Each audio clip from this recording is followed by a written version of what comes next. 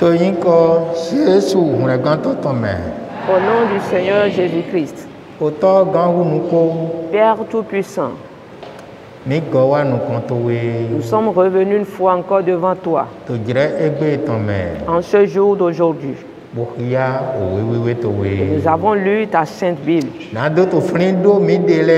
pour nous rappeler des choses.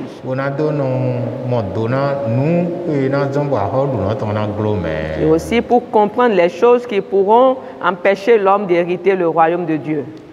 Nous sommes venus, nous avons déjà lu la parole. Ouvre-nous les oreilles. Ouvre-nous nos cœurs. Afin que nous comprenions ces choses et que le diable ne nous séduise plus, ni nos mauvaises pensées.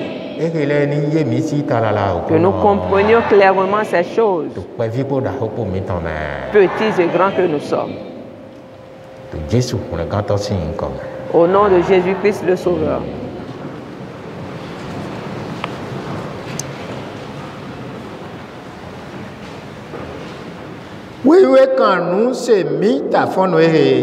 La Bible nous adresse une question ce matin. Que ne savez-vous pas? Ne savez-vous pas? Aucun injuste n'héritera le royaume de Dieu. Ne savez-vous pas? Et nous le savons déjà. Et vous le savez déjà. Et eux tous, ils ont déjà compris. Que le royaume de Dieu n'est pas réservé pour l'injuste. Et il nous reprend en ceci.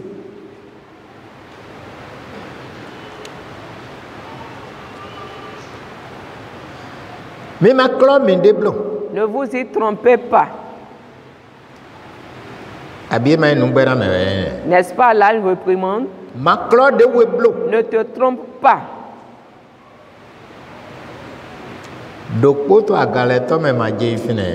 Aucun impudique n'ira en ce lieu-là. Ni aucun idolâtre. Aucun adultère. Aucun efféminé. Ni infâme. Ni aucun voleur. Ni aucun cupide. Aucun ivrogne. Aucun outrageux. Ni aucun ravisseur n'hériteront le royaume de Dieu. Et c'est là ce que vous étiez quelques-uns de vous. Cela veut dire que ce n'est pas tous. Quelques-uns d'entre vous, quelques-uns d'entre nous étaient ces choses. Et s'ils ne continuent pas à l'être, s'ils se sont repentis, seront lavés, seront sanctifiés. Et ils auront comme héritage le royaume de Dieu. Et si ce n'est pas le cas, au cas contraire, ils iront dans le jugement de Dieu avec le diable qui les a séduits et induits dans ce péché-là. Il les a encouragés à aller vers ce péché. Donc nous ne devons pas être privés de ces choses dans nos esprits. Ces paroles doivent être gravées dans nos esprits. Et nous allons savoir que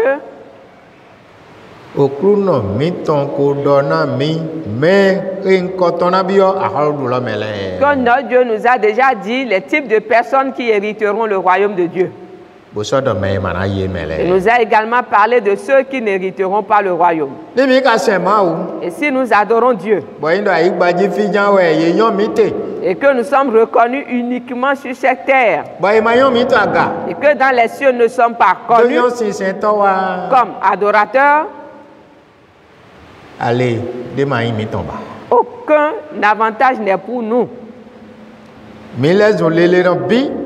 Nous sommes devenus les plus misérables. Et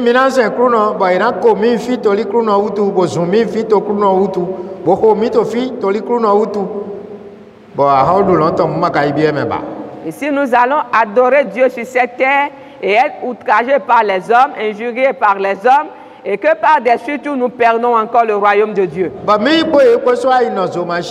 Et qu'ensemble nous sommes allés rester avec eux dans le feu qui ne s'éteint point. À quoi cela nous a servi? Donc, frères et sœurs, certains ont le courage pour aller pécher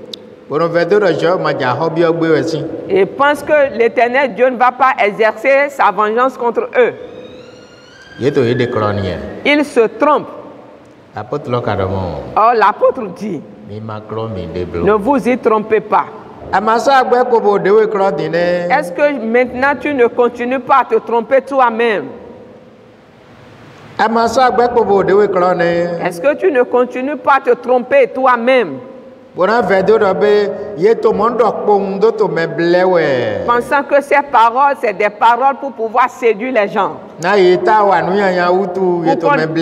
Pour qu'on aille commettre le péché, c'est pour cela qu'on est en train de séduire les gens par ces propos. N'oubliez pas, quand le diable a péché, il occupait la place d'ange devant Dieu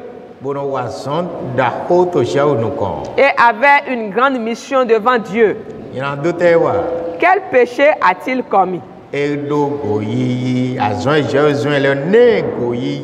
avait fait preuve d'orgueil à cause de la mission que l'Éternel Dieu lui avait confiée. Et il s'est dit que mais la mission qu'il est en train de faire à l'Éternel, son trône devrait être élevé au-dessus du trône de Dieu.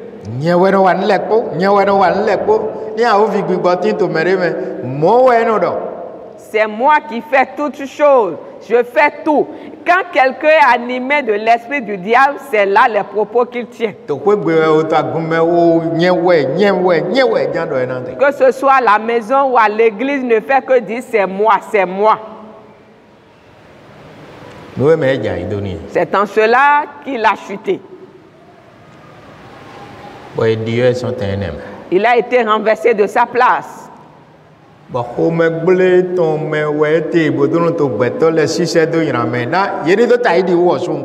c'est cette colère qui l'anime, raison pour laquelle il est prêt à induire les gens dans le péché pour qu'ils puissent lui ressembler. Et par-dessus pour qu'ils puissent venir rester avec lui dans la géhenne. Nous devons également savoir que dans toutes choses que Dieu a créées, il n'y a rien qui a été créé à l'image de Dieu, si ce n'est nous les hommes. Vous et moi sommes créés à l'image de Dieu. Donc nous sommes la créature la plus considérable, l'image de Dieu, la représentation de Dieu lui-même. La Bible ne nous a pas dit que Dieu a créé les anges à son image, mais c'est plutôt nous les hommes. Donc nous sommes les choses les plus précieuses. Et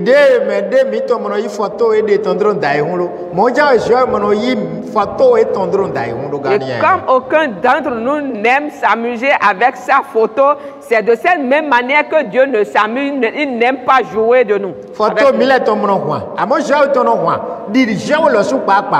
Quand nous faisons des photos, nous prenons des images, cela ne bouge pas, mais nous, nous bougeons comme Dieu lui-même.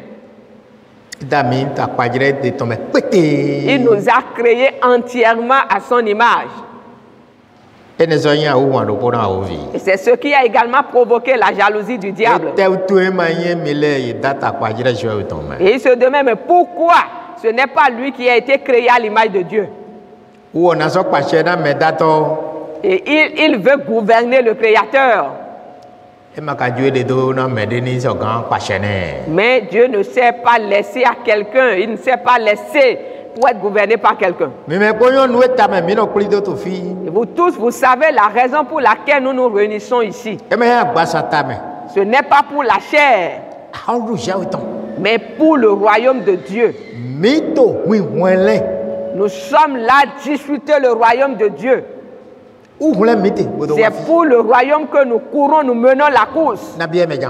Je vais tout faire pour y entrer. Je vais tout faire pour y entrer. Celui qui s'est engagé à mener la course pour y entrer, qu'il sache que la Bible nous a montré clairement, Dieu nous montre clairement ici, qu'aucun injuste n'héritera le royaume de Dieu. Les impudiques n'hériteront point le royaume de Dieu. Ceux qui n'ont point égard aux ordonnances de l'Éternel n'hériteront point le royaume de Dieu.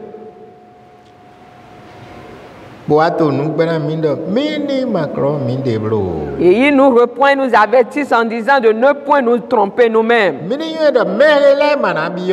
nous devons reconnaître que ces gens n'hériteront pas le royaume. Et nous ne devons pas nous tromper nous-mêmes. Donc, frères et sœurs, ce que Dieu souhaite que nous écoutions ce matin, c'est ça. C'est les gens qui n'hériteront pas le royaume. C'est seulement ceux-là qui se sont détournés de ces actes qui hériteront le royaume de Dieu. Ce sont ces gens qui hériteront le royaume. Et l'apôtre ajoute, et c'est là ce que vous étiez quelques-uns de vous. Bénis soient ceux qui n'ont jamais eu de tel comportement. Et heureux sont ceux-là qui, après avoir entendu cette parole, se sont détournés. Bénis sont-ils. Pourquoi? Ceux qui se sont repentis, Christ les lavera et les sanctifiera et les justifiera et il les pardonnera. Ils seront baptisés de son Esprit Saint.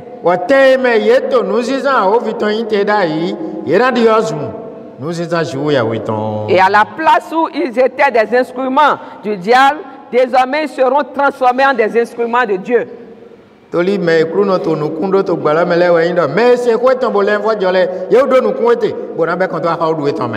que les gens que Dieu espère voir, ce sont ceux-là qui ont écouté sa parole, qui ont fait preuve de repentance. C'est ces gens-là qu'il espère et veut les mettre dans son royaume. Si tu veux faire partie de ces gens, sache que l'injuste n'a aucune place dans le royaume de Dieu.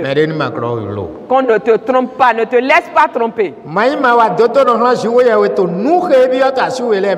Ne sois pas injuste envers Dieu dans les choses qu'il t'a demandées. Et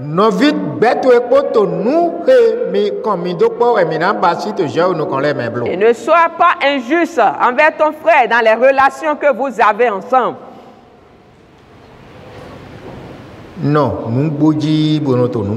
Sois juste, pratique la justice en tout temps. C'est à toi le royaume de Dieu. Il est même bon de ne jamais être cela un jour avant de se repentir.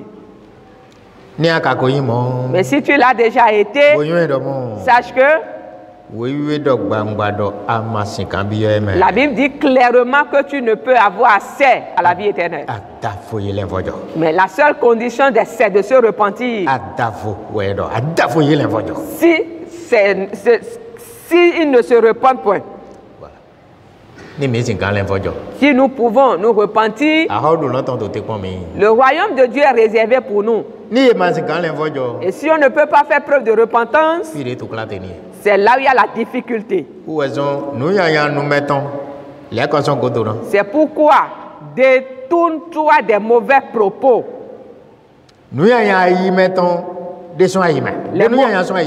Les mauvaises choses, les mauvaises pensées, alors renonce à ces choses. Le péché, ce n'est pas synonyme de force.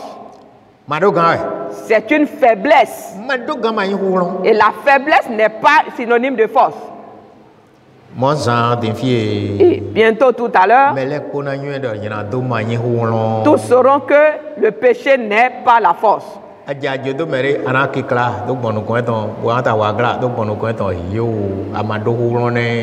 Si tu vas voler quelqu'un, alors tu vas encore te vanter, faire preuve d'orgueil pour passer devant lui. Ce n'est pas là une force.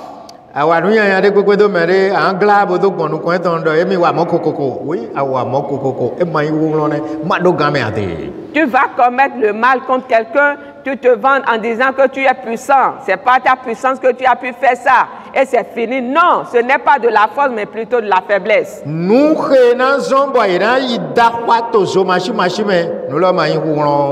Ce qui fera que dans la géhenne, on va pousser des cris infinis, ce n'est pas une force. Et là, point de miséricorde. La miséricorde a une heure, un temps. Jusqu'au moment où les signes continuent de se manifester, la miséricorde continue d'avoir un temps. Mais le jour où Christ se manifestera dans les nuées, les choses dans lesquelles on t'a trouvé, c'est en cela que tu seras jugé.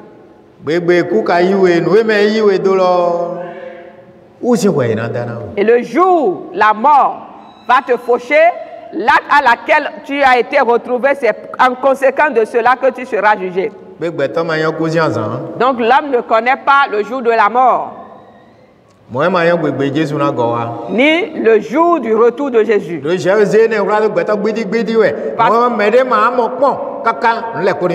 Parce que Dieu l'a caché à l'homme et nul ne le saura avant que toutes choses ne s'accomplissent.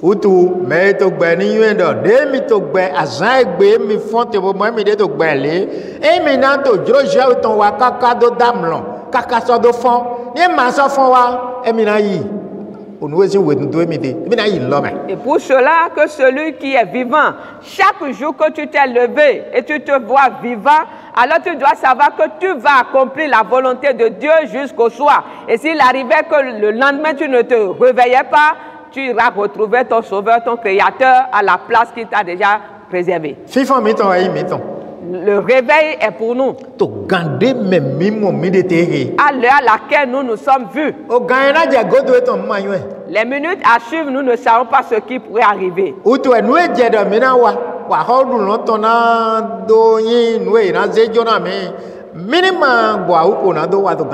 c'est pour cette raison que ce qu'il nous faut faire pour que le royaume de Dieu nous soit accordé, nous ne devons pas nous priver de ces choses à n'importe quel moment. Parce que c'est la grande chose importante qui reste à chaque homme sur terre. Et tous ne savent pas le chemin par lequel on pourra le recevoir. C'est pas Jésus-Christ seul qu'on pourra le recevoir. Que tous ceux qui ont pris par ailleurs écoutent et entendent qu'ils ne sont pas concernés par le royaume de Dieu. Parce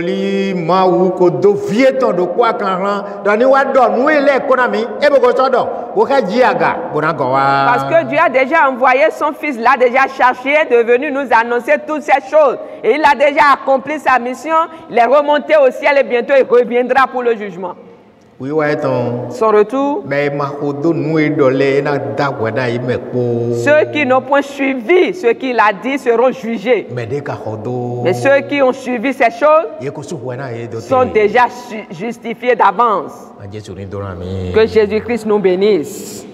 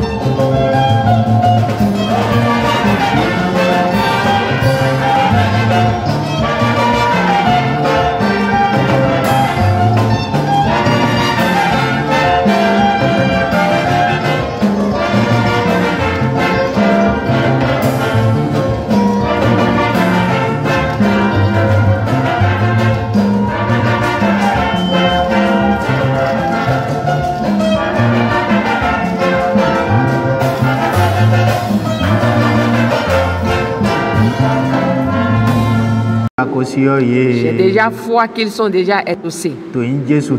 Au nom de Jésus, que des miracles divers s'opèrent dans la vie de chacun. Seigneur, que ta main de bénédiction descende sur eux tous. Que ta main de guérison soit étendue. Ta main de victoire soit étendue. Jésus exauce nos prières. Afin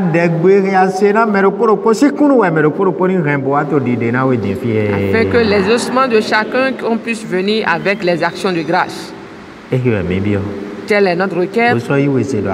J'ai foi que tu l'as déjà exaucé. Le moment est venu où nous allons partir. Repartir dans nos maisons.